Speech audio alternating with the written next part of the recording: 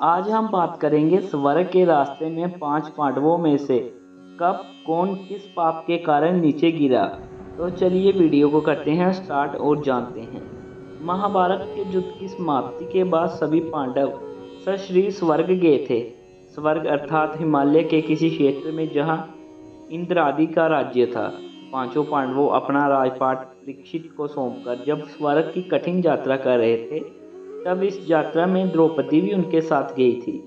सभी चाहते थे कि हम सशीर स्वर्ग पहुँचे, परंतु रास्ते में कुछ ऐसा घटा कि एक एक करके पांडव नीचे गिरकर मृत्यु को प्राप्त हो गए। यात्रा के दौरान जब पांडव बद्रीनाथ पहुँचे और वहां से आगे बढ़े तो सरस्वती नदी के उद्गम स्थल पर नदी को पार करना द्रौपदी के लिए कष्टकर हो गया था। ऐसा समय में भीम ने एक बड़ा सा चट्टान उठाकर नदी के बीच में डाल दिया। द्रौपदी ने इस चट्टान पर चलकर सरस्वती नदी को पार किया था। कहते हैं कि माना गांव में सरस्वती के उद्गम पर आज भी इस चट्टान को देखा जा सकता है। इसे वर्तमान में भीम पुल कहा जाता है। हालांकि महाभारत की कथा अनुसार पांचों पांडवों, द्रौपदी तथा एक कुत्ता आगे चलने लगे। एक जगह द्रौपदी लड़खड़ाकर गिर पड़ी। द्रौपदी को गिरा देखकर भीम ने युधिष्ठिर से पूछा कि द्रौपदी ने कभी कोई पाप नहीं किया, तो फिर क्या कारण है कि वह नीचे गिर पड़ी। युधिष्ठिर ने कहा, द्रौपदी हम सभी में अर्जुन को अधिक प्रेम करती थी, इसलिए उसके साथ ऐसा हुआ। ऐसा कहकर युधिष्ठिर द्रौपदी को देखे बिना ही आगे बढ़ गई। जिन श्रुति के अनुसार स्वर्ग यात्रा के दौरान द्रौपदी भीम का सहारा लेकर चलने लगी, लेकिन द्रौपदी भी ज्यादा दूर नहीं चल पाई और वह भी गिरने लगी। ऐसे समय भीम ने द्रौपदी को संभाला।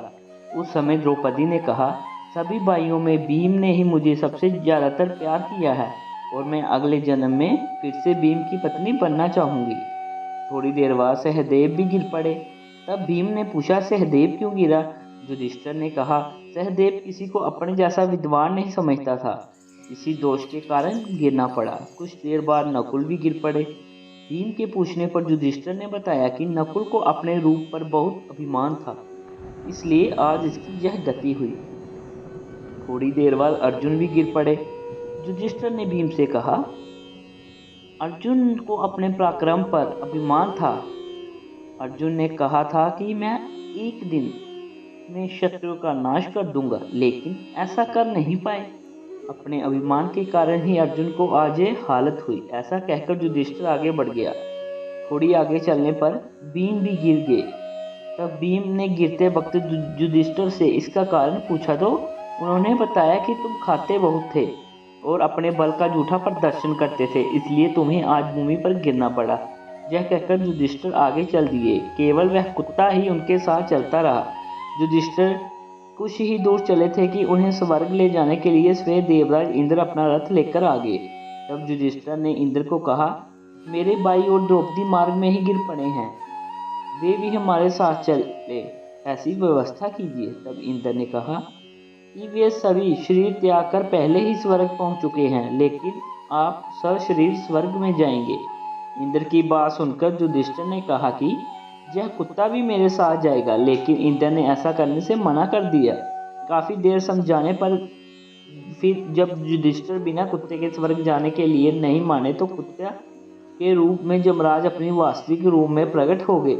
युधिष्ठिर को अपने धर्म में स्थित देखकर यमराज खुश हुए। इसके बाद इंद्र और युधिष्ठिर रथ में बैठकर स्वर्ग की ओर निकल पड़े। तो इसी के साथ हमारी आज की वीडियो समाप्त होती है। तो मिलते हैं एक नई कहानी के साथ।